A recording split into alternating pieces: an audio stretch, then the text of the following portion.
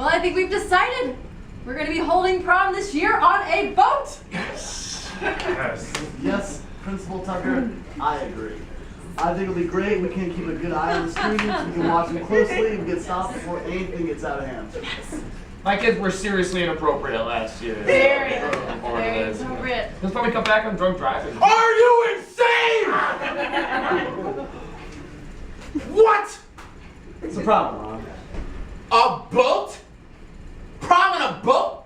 Oh, great idea. Let's just have a gang of teenagers on a boat. Have any of you even considered the dangers of being on a boat?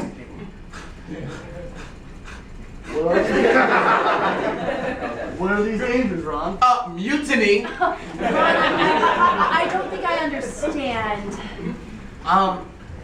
Marcia, I'm concerned, okay, that the students will rise in a rebellion and overthrow the faculty chaperones. With all due respect, Ron, why do you think that? Are you kidding me? 5 or 6 chaperones for hundreds of teenagers. It's a bad idea on land, but at sea, it is a recipe for disaster. There's precedent on this. Precedent? Yeah, precedent. Yes. I don't know, have you ever heard of a little 1789 disaster called Mutiny on the Bounty? I think I saw that movie once, like a really long time ago. Oh! That's cute. Round of applause. You saw the movie. That's great. You saw the movie. What about the real-life historical event?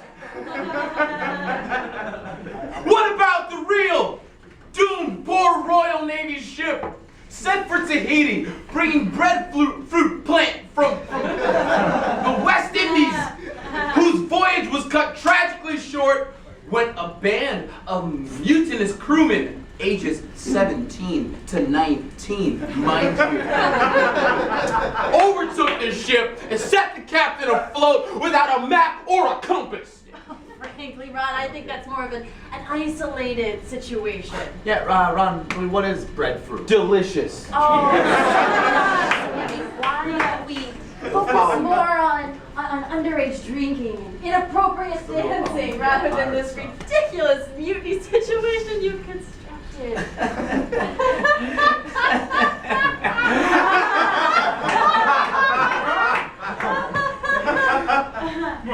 All I know, Marcia, okay, is that those who do not learn from history are doomed to repeat it, Marcia. Repeat it like the fools they are! Ron, we have a lot to get through tonight, all right? You and I can talk about this later. Later? What? Talk about what later? The inevitability of us teachers being cast away at sea by some thug teenagers who have stolen a ship and steering it into international waters?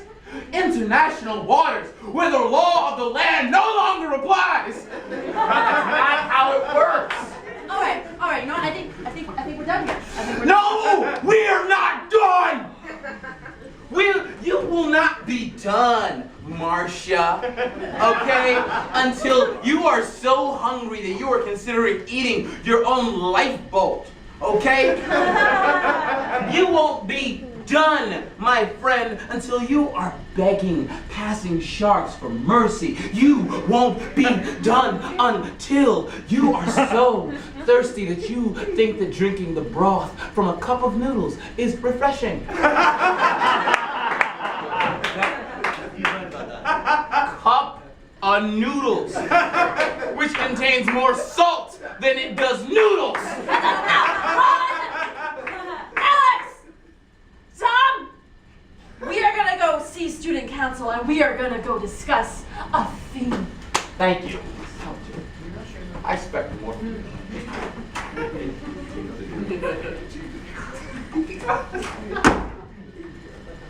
And so my fate is sealed. Cast away.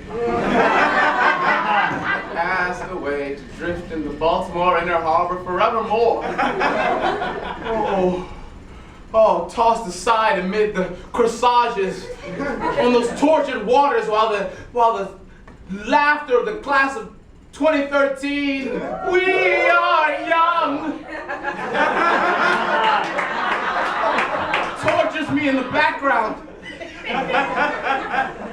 Oh God, what cruel irony that it is by a band named Fun!